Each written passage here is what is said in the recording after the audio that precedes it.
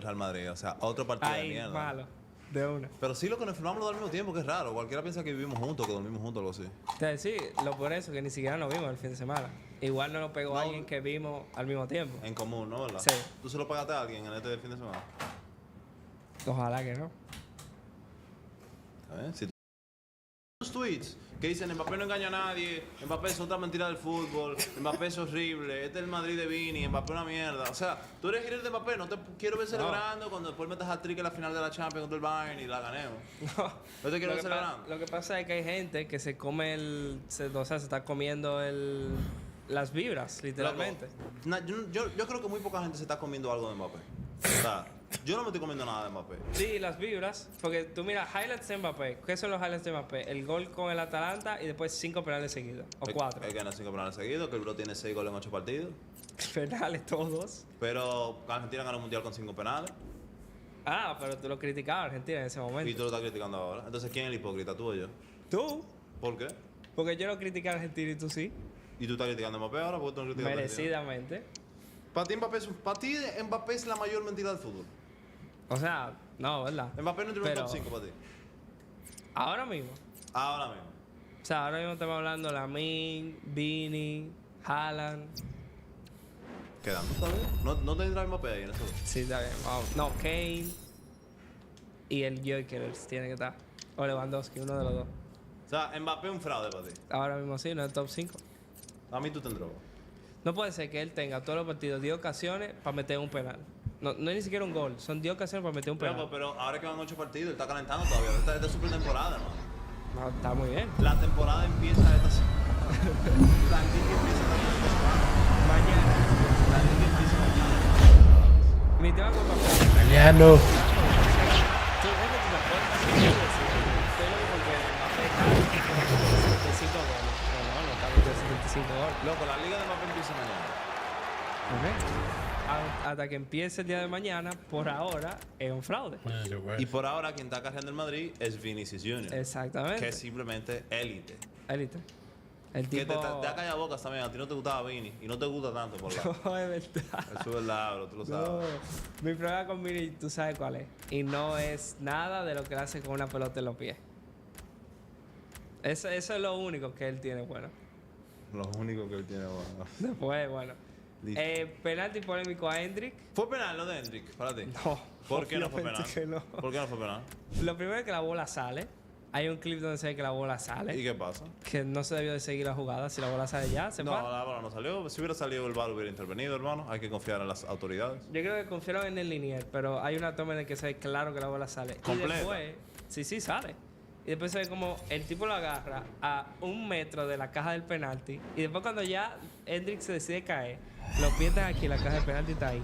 O sea, el cuerpo cae ahí, pero los pies Pero no. es que los penales es donde termina la falta. La falta termina dentro de la afuera. No dentro del área. Hendrik cayó dentro del área. Él se tiró de la falta que fue. Es que terminó ahí. Para mí fue un penalti clarísimo. Para mí fue un penalti claro. Yo lo vi y dije penal. De hecho, celebré el árbitro porque sé que es un trabajo muy difícil. Y celebré a la gente del VAR. Digo, qué buena actuación. Sé que era un trabajo difícil porque era una jugada polémica. Y se fue toda la correcta y es que era penal. La jugada si no se sabe las reglas, eso no es problema mío. Me parece que no era penal, pero aparte de todas esas malas noticias para mí, hay que hablar de la buena noticia que fueron que Camavinga vuelve el domingo contra Atlético. Bien. Buena noticia. Y Mendy renueva. Es una buena noticia para ti, que Mendy haya renovado hasta el 2027. Mira, no sé si para mí personalmente, pero para el Madrid tengo que decir que sí. Porque cuando Mendy juega, por lo menos en el Bernabéu de titular, A mí Mendy era una noticia, también Camavinga no tenga tanta importancia. Que él no jugaba nada en la temporada. no creo que sea titular. Pero bueno, vamos a ver qué pasa y vamos a ver qué hace Mbappé, porque se ha hablado mucho de él. Y vamos a ver lo de Mbappé, vamos a ver si la rompe. Ojalá la rompa. Sí, porque ahora, si tuviera que ponerle nota a la temporada, es un 4. Un 9 de 10. 4 cuidado. En el otro partido vimos al Barça de 5 a Villarreal. Un Barça que está a velocidad de crucero. Tiene ya creo que son 22 goles lo que van de liga. Una diferencia de más 13, algo así. Le han hecho muy pocos goles. Y la Yamal que, o sea, sigue siendo el mejor jugador de la Liga Española. ¿Cómo que el mejor jugador de la Liga Española, hermano? La misma liga que juega Vini. Está bien, o con Vini, junto con Vini. No, junto con Vini no. Por debajo de Vini. Por debajo de Vini. Me parece que está al nivel. ¿Quién es el mejor jugador de la Liga Española para ti? Vini. Toca decir a mí mal. No, yo dije temporada, yo dije números. ¿Quién es el mejor de esta temporada de la Liga? El mejor de la Liga de esta temporada, ¿quién es? O Vini o la Miñamal. 50-50. Tiene que ser uno. No me cago. Tiene que llegar. La Miñamal. Todo lo que está en la Liga quiere decir, el pase que se metió la Miñamal, Vini lo hizo. O sea, él está copiando. La Miñamal lo que está copiando. Se está inspirando de su ídolo, que es Vinicius Junior. Algo muy interesante pasó en este partido y es que le anularon 3 goles al Villarreal. 3 goles al Villarreal. 3 fuera de juego. Hay uno que creo que el segundo de Nicolás Pepe, que nunca enseñaron la toma con las líneas. Y yo dije, cuidado con ese fuera de juego, cuidado. Me pareció gol a mí. ¿El que de cabeza? No, el que él se va y la mete cruzada. No, yo lo estaba revisando ayer todito. Todito fuera de juego. Bien.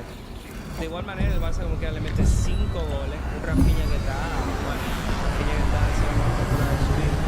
Y tiene una lesión muy fea de se lesiona la rodilla y se queda en esta. ¿Tú crees que es muy bueno jugar el Barça con la lesión de Ter Stegen? Mira, había mucha gente cuando Ter Stegen la cagó en la Champions diciendo, bueno, había un tweet que se hizo mega ultra viral, que era de que si me da un rayo, por favor, que me lleve a mí a Ter Stegen. Y ahora están todos los culés llorando porque no va a estar Ter Stegen. Y para mí sí, o sea, es una baja capital al Barcelona.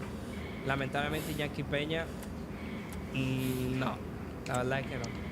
Se está hablando de incluso fichar en invierno. Te voy a decir fact, a otro equipo de la liga. La temporada pasada se lesionó su portero por la temporada completa. O simplemente el número. Yo creo que ese es un partido, ¿verdad? Ojo, y si el Barça la gana, se lesionó Ter Stegen. Y si Ter Stegen era el problema en Europa. Puede ser. Oye, nadie sabe. Recuperación para Ter Stegen, te deseamos fuerte recuperación, hermano, ya que sabemos que tú eres fan del podcast. Un abrazo.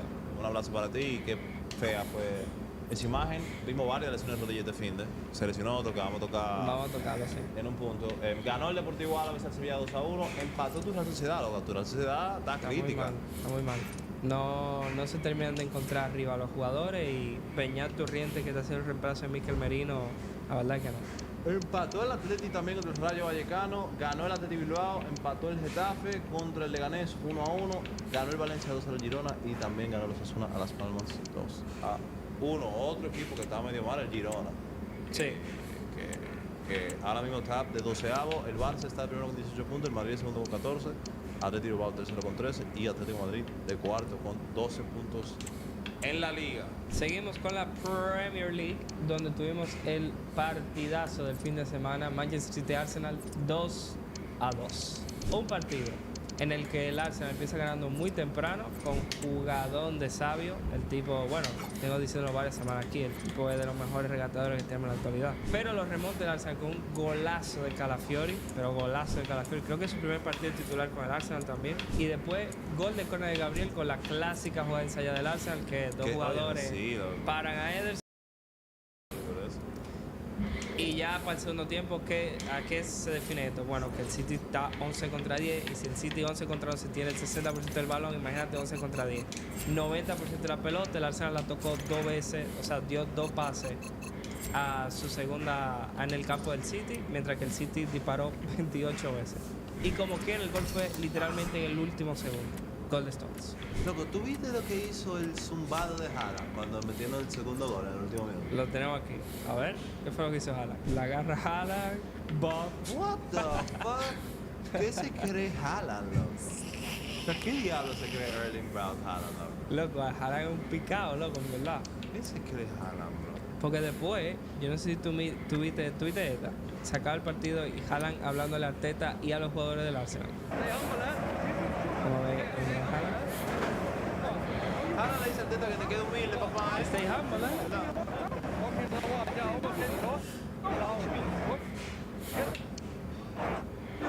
¿De qué tú me estás hablando? No me hables a mí, payaso, echa para allá. Loco, ese pana, el Haaland ese, loco, habla igual que el del tipo de Game of Thrones, loco, el House of the Dragon, ¿no? Se parece a... What are you doing, fucking clown?